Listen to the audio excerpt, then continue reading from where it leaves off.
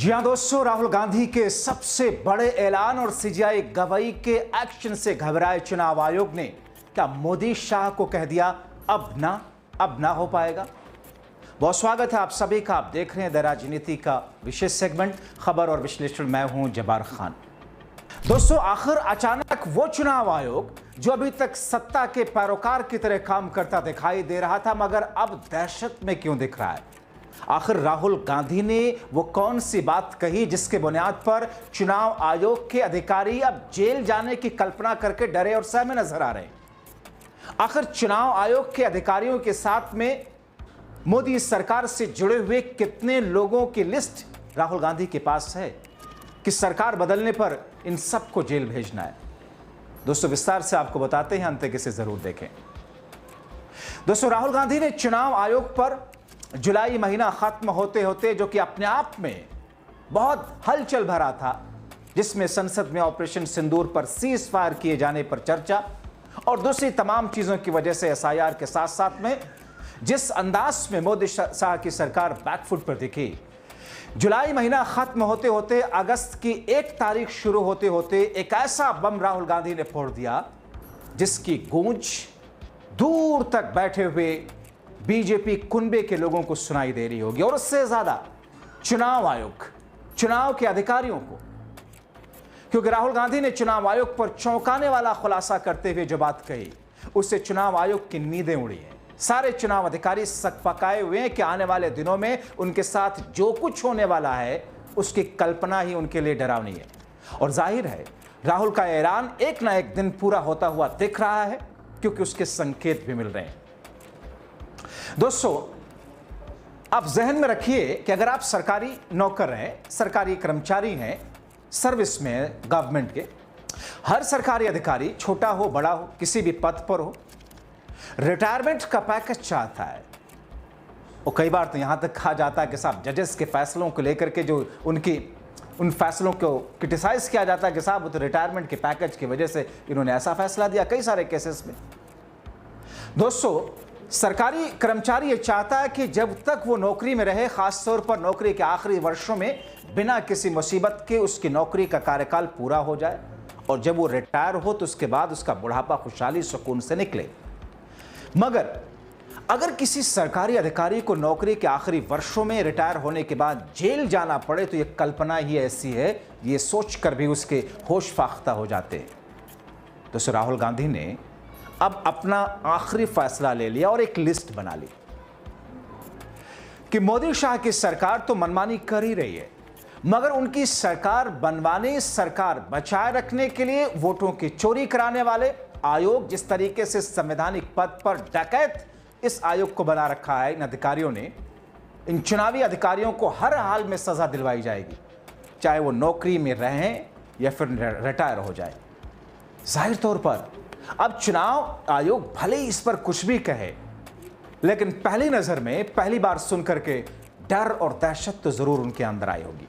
कई सारे लोग तो यहां तक कहने लगे कि सर, चुनाव आयोग अब कहीं ना कहीं मोदी शाह के सरकार के उन यस मैन की तरह जो काम करता हुआ दिख रहा था, अब हर स्टेप पर यस मैन नहीं रहने वाला। कई लोग तो यहां तक कह रहे हैं, कुछ लोगों से मैंने समझने की कोशिश की जो चुनाव आयोग को कवर करते हैं 15-20 वर्षों से, कुछ लोग जो कि सत्ता के गलियारों से लेकर के ब्यूरोक्रेसी के गलियारों में जिनका रसूख, जिनकी पहुंच, जो अंदर की खबर रखते हैं, वो कहते हैं कि चुनाव आयोग दरअसल इतना डरा है, उसके अधिकारी इतने डरे हैं, चाहे पूर्व चुनाव आयोग हो 2014 के बाद से लेकर के अब तक, राजीव कुमार बीते दिनों, या फिर अब ज्ञानेश कुमार या इनके दूसरे अधिकारी, वो कहीं ना कहीं घबराए हुए हैं, डरे हुए हैं, और मोदी सरकार को एक तरीके से ना कहने के लिए सोच रहे कि नहीं, अब उस स्तर पर नहीं जिस स्तर पर आप हमें कहते हो, दबाव डालते हो। दोस्तों, 1 जुलाई का राहुल गांधी ने 1 जुलाई को एक सीधा सपाट ऐलान करके मोदी और चुनाव आयोग की नींद हराम कर दी। राहुल ने चुनाव आयोग के अधिकारियों को कड़ी चेतावनी दी। 1 जुलाई को राहुल ने सीधे सीधे कहा, चुनाव आयोग के लोग हिंदुस्तान के खिलाफ काम कर रहे हैं, टॉप से लेकर बॉटम तक जो भी इलेक्शन कमीशन में काम कर रहे हैं, वो सोच लें, जान लें, हम उन्हें छोड़ेंगे नहीं किसी भी हालत में। और ये मत समझना रिटायर हो जाओगे तो बच जाओगे, आप रिटायर हो जाएं या कहीं भी रहें, आपको अब ढूंढ कर निकालेंगे। आपको हिंदुस्तान के खिलाफ, हिंदुस्तान की जनता के खिलाफ, वोट चोरी करने, सत्ता पक्ष को बचाए रखने के खिलाफ, आपके खिलाफ में वो पूरी की पूरी सजा का प्रावधान होगा। आपको ढूंढ करके जेल में डलवाएंगे। जाहिर तौर पर यह बयान राहुल गांधी का मौजूदा वक्त में चुनाव आयोग के साथ साथ सत्ता पक्ष के लिए उन सबको सकपका देने वाला है। तो दोस्तों, राहुल को आपने सुना, चुनाव आयोग वोट चोरी कर रहा है। 100% उनके पास सबूत हैं। सबूत को लेकर कहते हैं कि उनके पास ऐसा आइटम बम है जिसके फटने पर चुनाव आयोग यानी कि इलेक्शन कमीशन ऑफ इंडिया दिखेगा नहीं। राहुल का यह बयान कुछ चुनाव में अनियमितताओं, घपलों, घोटालों के बाद आया कथित तौर पर, जिसे कांग्रेस ने स्वतंत्र रूप से करवा करके अपनी जांच में, एक इंटरनल जांच में पाया।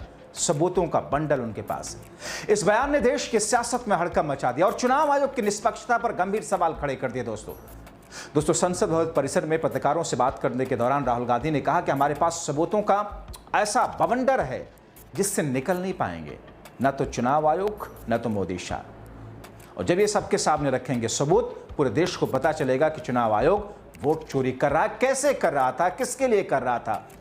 बीजेपी के लिए कर रहा है।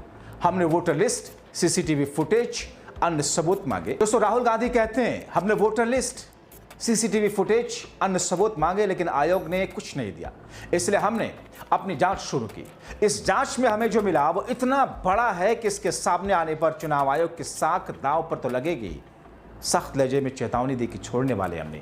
दोस्तों, राहुल ने अपने बयान में मध्य प्रदेश लोकसभा चुनाव, महाराष्ट्र विधानसभा चुनाव 2024 में अनियमितताओं का विशेष जिक्र किया। उन्होंने कहा कि महाराष्ट्र में 1 करोड़ नए वोटर अचानक जोड़े गए और मतदान के अंतिम 2 घंटों में करीब 8% की असामान्य वृद्धि कर दी गई, जो कि 76 लाख वोट के बराबर है। दावा किया 85 निर्वाचन क्षेत्रों में 12,000 मतदान केंद्रों पर नए मतदाताओं को जोड़ा गया, जहां बीजेपी ने जीत हासिल की। मध्य प्रदेश के संदर्भ में राहुल कहते हैं कि लोकसभा चुनाव 2024 में उन्हें संदेह था कि वोटर लिस्ट में हेरफेर, फर्जी मतदान हुआ।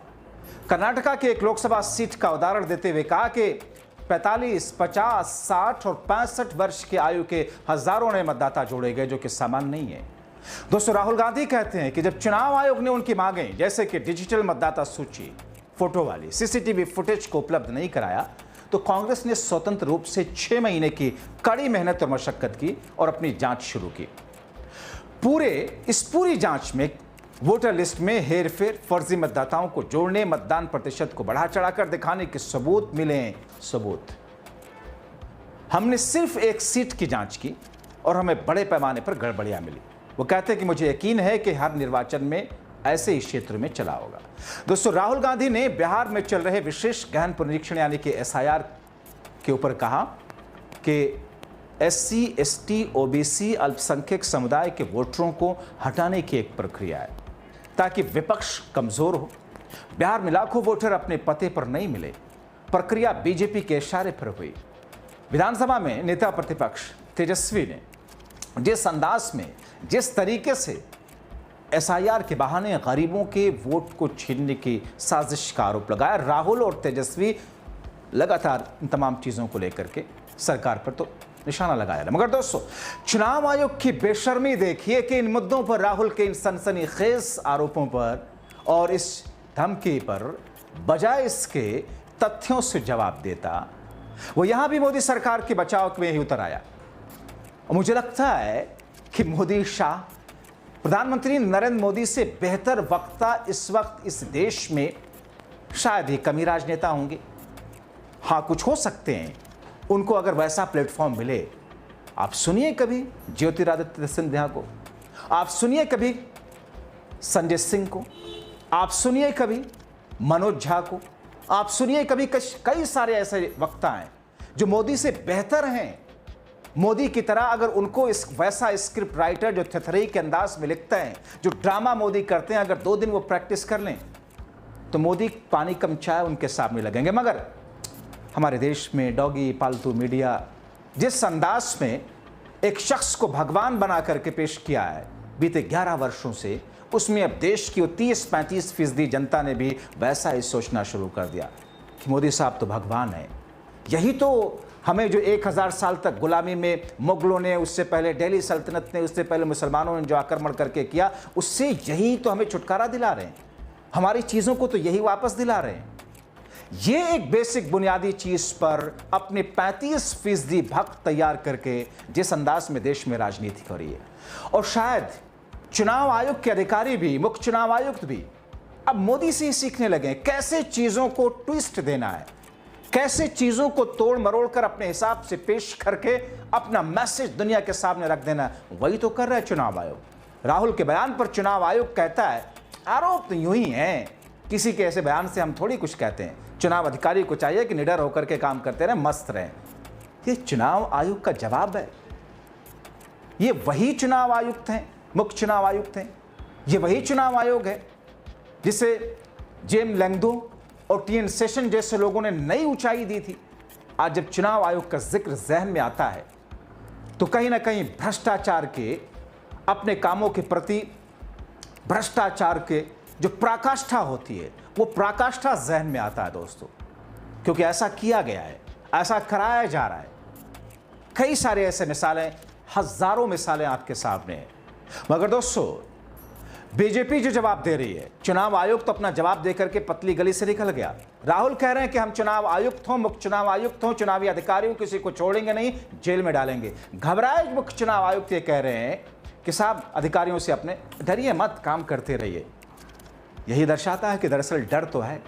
बीजेपी इस पर क्या थतरई कर रही है वो भी आपको बता दें।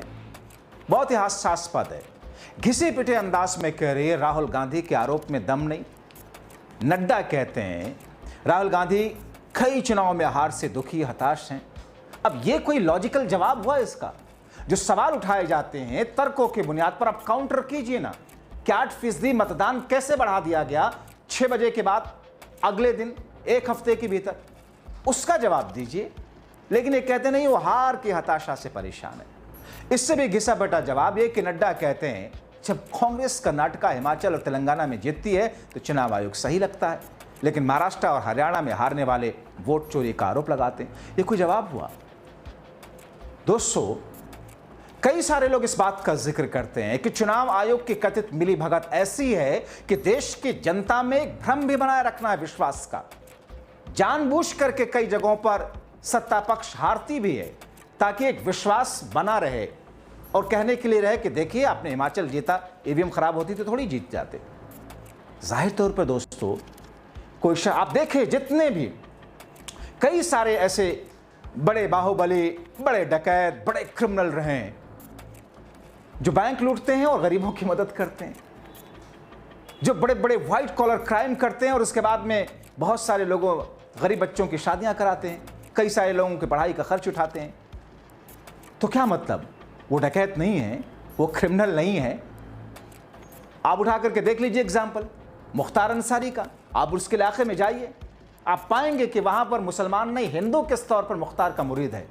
क्यों? क्योंकि वो अपने लोगों के साथ में खड़ा रहता है। लेकिन इसका मतलब क्या मुख्तार पारसा था, फरिश्ता था? नहीं हो सकता है। कितने केसेस उसके ऊपर किस तरीके के हैं। तो दोस्तों, यही स्थिति है। नड्डा साहब, जिनका आप कुर्ता देखेंगे, चमक देखेंगे चेहरे पर, ऐसा लगता है कि शायद वो जमीन पर कभी उनका पैर ही नहीं पड़ा होगा। ये राजनेता हैं, ये ड्राइंग रूम के राजनेता हैं, ये रबड़ स्टैंप हैं, जैसे मोदी शाह अपने हिसाब से, और वो भी दूर से बैठ करके ऑनलाइन ही लगा दिया करते होंगे। ये अंदाज है जेपी नड्डा साहब का, क्योंकि मैंने इनको शुरुआत से देखा अपने 20 साल के पत्रकारिता के करियर में, कैसे थे, कहाँ थे, क्या हुआ, कैसे ला करके यहाँ पर बिठाए गए। तो वैसी स्थिति में दोस्तों, जिस बात को लेकर पूरे देश में हंगामा है, बिहार के वोटर तो हताश, परेशान हैं, निराश दिख रहे हैं। कई मीडिया हाउसेस ने चुनाव आयोग की पोल पट्टी कई बार खोली। बिहार में आपने देखा, अजीत अंजुम सरी के कई सारे पत्रकारों ने ऐसे वीडियोस, ऐसे शोज, खुफिया कैमरों से ऐसे रिपोर्ट्स दिखाई हैं। चुनाव आयोग की, सरकार की मिलीभगत की कथित बातें सामने आई हैं। देश की जनता का ध्यान डॉगी और पालतू मीडिया के भटकाने के जरिए कैसे सत्ता पक्ष को बचाने की कोशिश की गई। मगर मोदी सरकार और चुनाव आयोग कुछ भी कहे, राहुल के बयान ने भारतीय राजनीति में नया तूफान खड़ा कर दिया। मध्य प्रदेश, महाराष्ट्र, बिहार में कथित वोट चोरी के उन दावों ने चुनाव आयोग की निष्पक्षता पर सवाल नहीं खड़े किए, सीधे सीधे कटघरे में खड़ा कर दिया। कांग्रेस द्वारा सबूत सार्वजनिक करने का दावा इस मामले को और गरमाएगा। और अगर वो सबूत ठोस और विश्वसनीय साबित हुए तो भारतीय लोकतंत्र और चुनावी प्रक्रिया के लिए एक ऐसा झटका होगा जिसके बाद शायद ही देश की जनता मोदी शाह और चुनाव आयोग को माफ कर दे। फिलहाल दोस्तों, आप क्या सोचते हैं इन तमाम चीजों को लेकर के अपनी बात कमेंट बॉक्स में जरूर लिखें। अभी के लिए इतना ही, बहुत शुक्रिया।